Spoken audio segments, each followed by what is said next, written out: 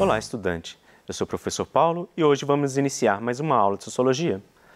A aula de hoje nós vamos tratar sobre o trabalho na perspectiva sociológica. Esse tema faz parte do componente curricular de Sociologia para o terceiro ano do ensino médio. No PET 4 de Sociologia, vocês vão ver esse tema nas semanas 1 e 2.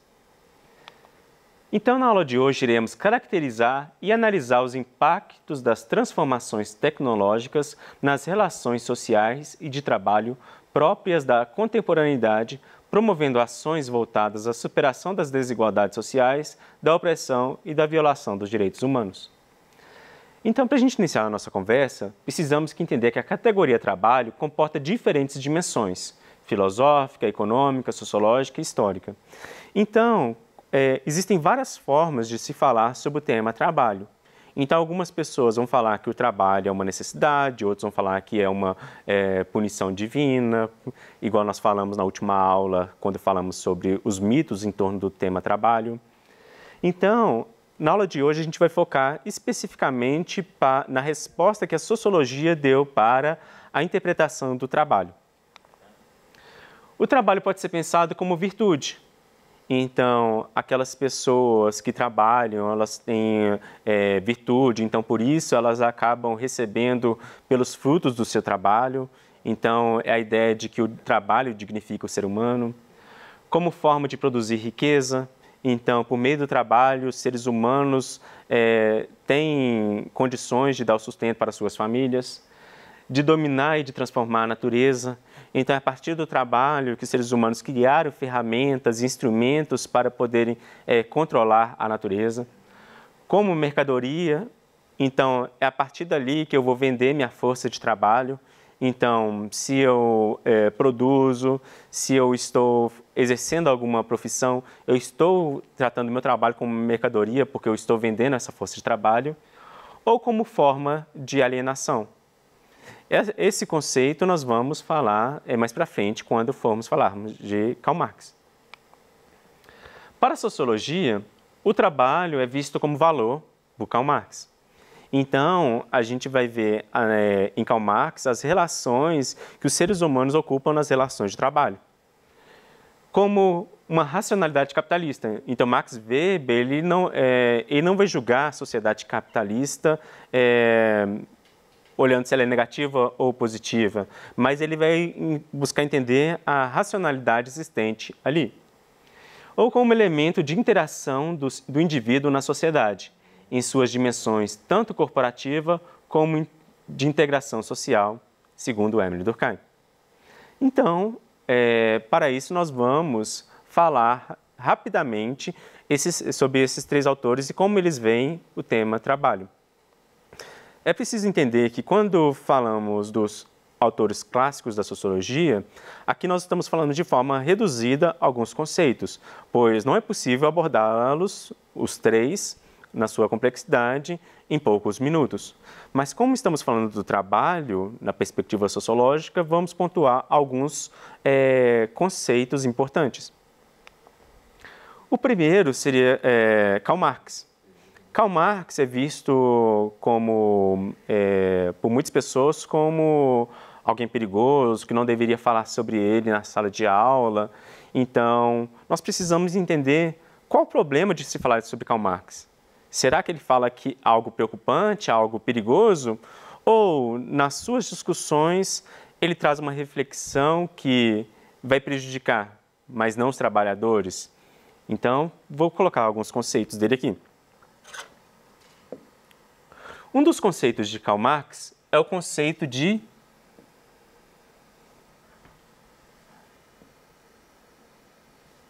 alienação.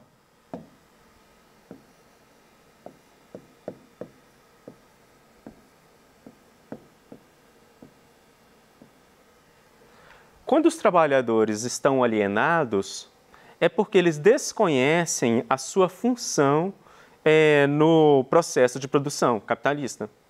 Então, esse desconhecimento, esse processo de alienação, quer dizer que eles não sabem dizer se aquilo que eles recebem é proporcional àquilo que produzem ou à sua jornada de trabalho. Então, o trabalhador está alienado.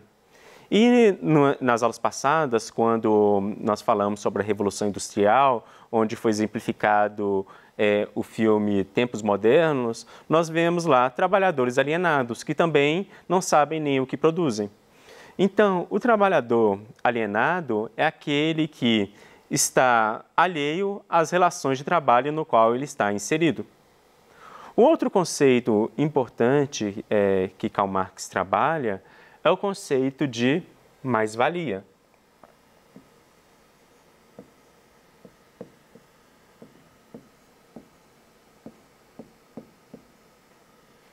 Então, diariamente, quando o trabalhador ele é contratado pelo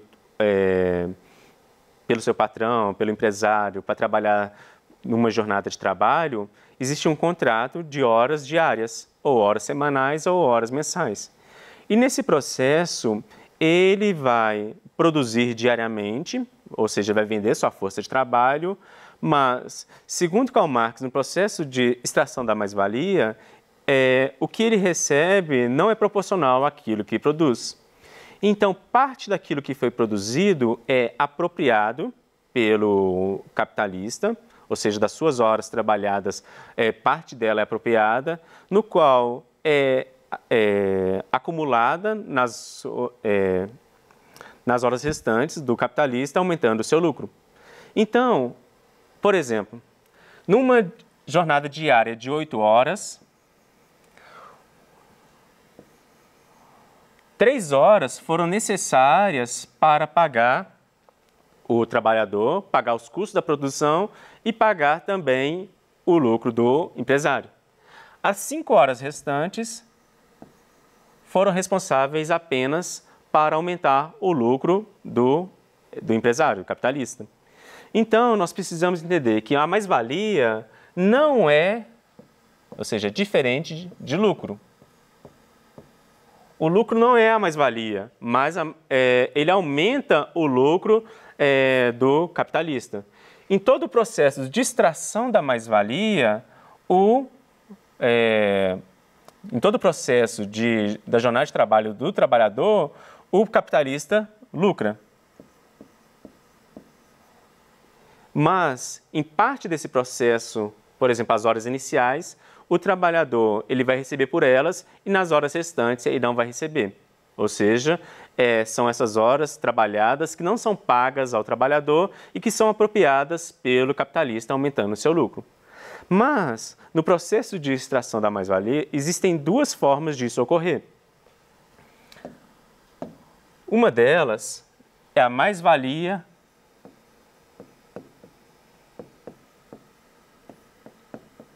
absoluta.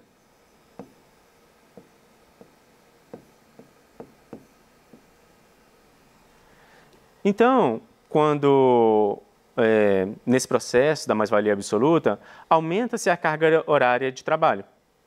Muitas vezes não aumenta o salário. Então, quando a gente vê, por exemplo, reformas trabalhistas que aumentam a jornada de trabalho e aumentam minimamente o salário, aí a gente está vendo que está ocorrendo o processo da mais-valia absoluta.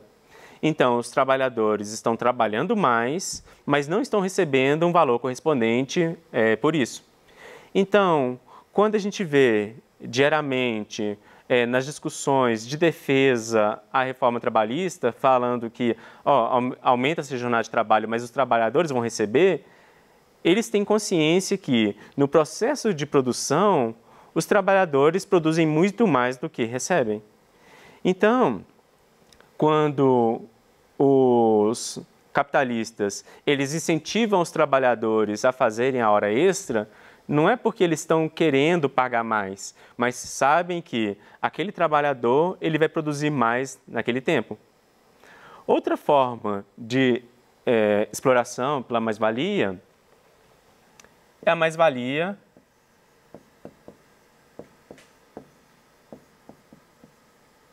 relativa. Nela não se aumenta a jornada de trabalho, mas se criam condições para que o trabalhador produza mais, recebendo o mesmo salário. Por exemplo, quando colocam novas tecnologias, então o trabalhador vai poder produzir mais, mas vai trabalhar ao mesmo tempo recebendo o mesmo salário. Vamos pensar um exemplo simples do nosso cotidiano.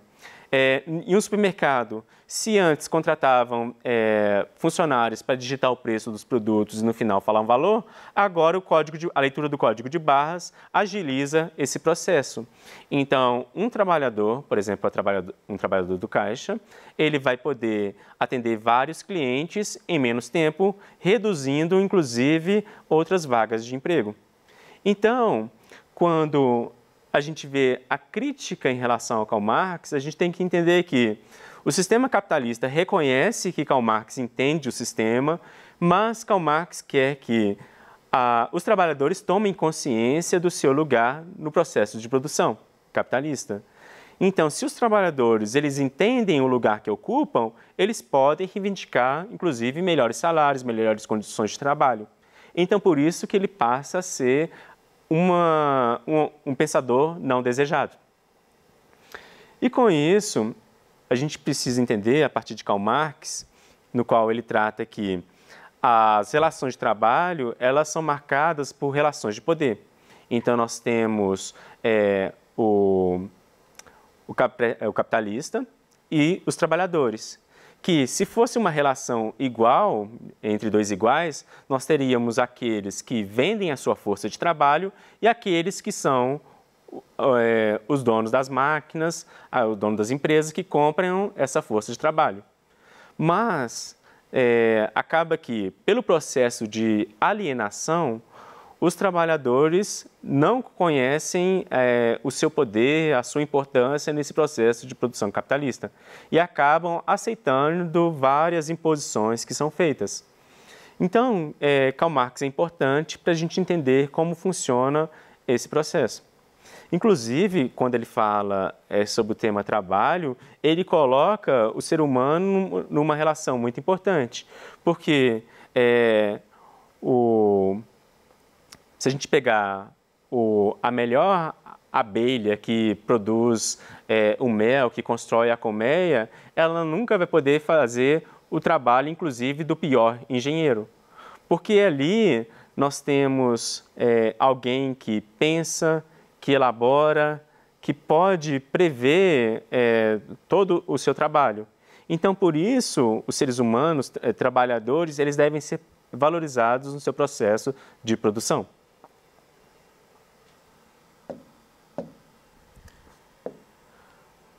Nosso outro autor é o Émile Durkheim. Durkheim, ele não faz críticas ao sistema capitalista, mas ele vai entender o trabalho como uma forma de coesão social. Então, por meio do trabalho, nós vamos ter uma sociedade organizada, ou seja, há uma coesão social. Para Durkheim, para a sociedade funcionar bem, as instituições também têm que funcionar bem.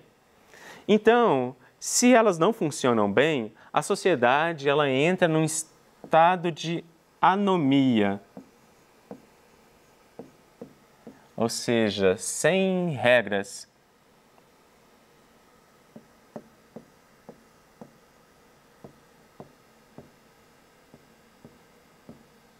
Uma sociedade sem regras acaba provocando mais violência, mais mortes, mais fome. Então, para Durkheim, é necessário que as instituições funcionem bem, e uma das formas de funcionar bem é fazendo com que cada pessoa desempenhe bem o seu papel, ou seja, exercendo bem o seu trabalho. Então, com isso, se a gente pegar o pensamento, a interpretação de Durkheim sobre o tema trabalho, ele vai analisar, por exemplo, as sociedades e vai falar que nós temos várias formas de solidariedade. Inclusive, foi uma abordagem que fizemos na nossa aula sobre o tema cidade, no qual ele fala sobre a solidariedade mecânica,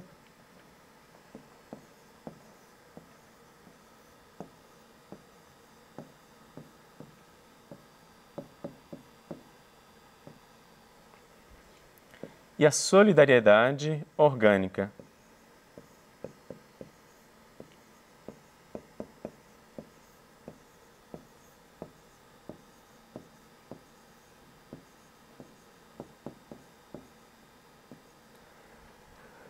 A solidariedade mecânica ela é comum em sociedades menos complexas, ou seja, onde todas as pessoas que vivem ali são capazes de desempenhar as mesmas funções e as pessoas estão unidas pelas mesmas crenças, pelas mesmas tradições.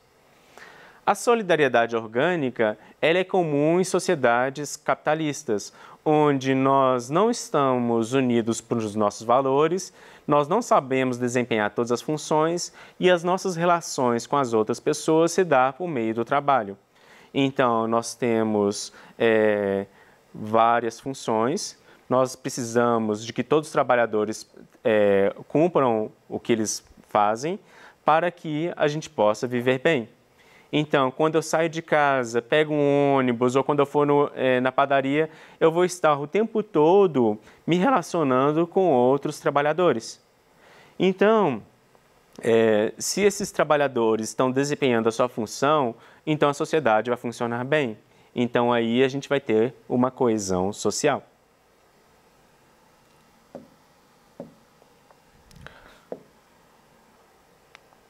O nosso último autor de hoje é o Max Weber.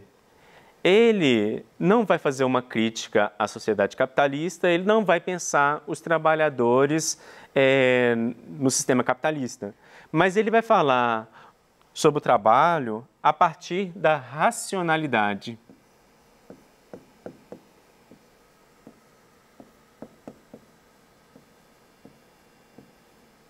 Então, Max Weber ele fez uma análise relacionando economia e religião.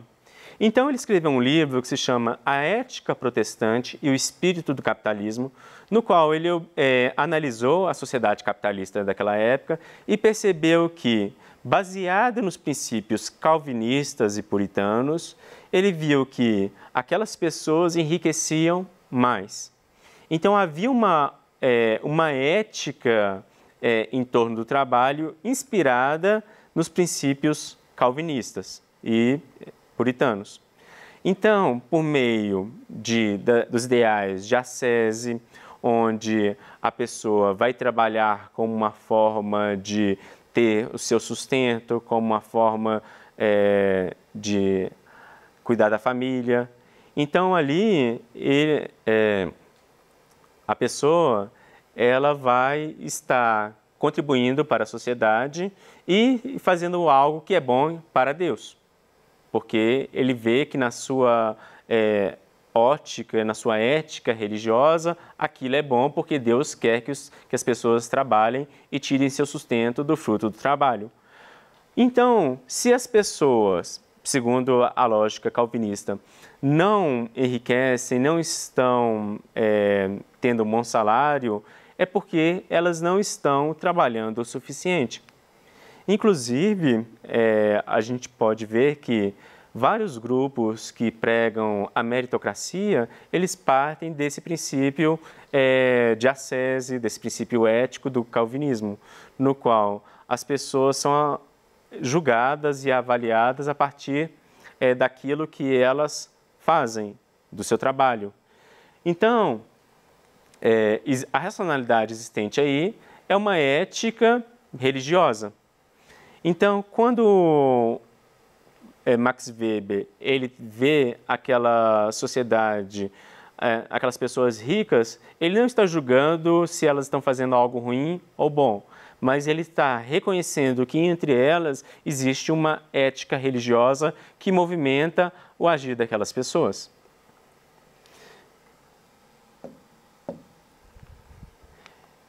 Então, na aula de hoje, a gente aprendeu a caracterizar e analisar os impactos das transformações tecnológicas nas relações sociais e de trabalho próprias da contemporaneidade, promovendo ações voltadas à superação das desigualdades sociais, da opressão e da violação dos direitos humanos. Então, nós vemos que, para entender o trabalho hoje, nós precisamos recorrer a esses pensadores clássicos. Para quaisquer dúvidas, procurem o aplicativo Conexão Escola. Lá vocês vão ter contato com seus professores e aprofundem mais sobre o tema nos seus livros didáticos e nos PETs de Sociologia. Nos vemos na próxima aula.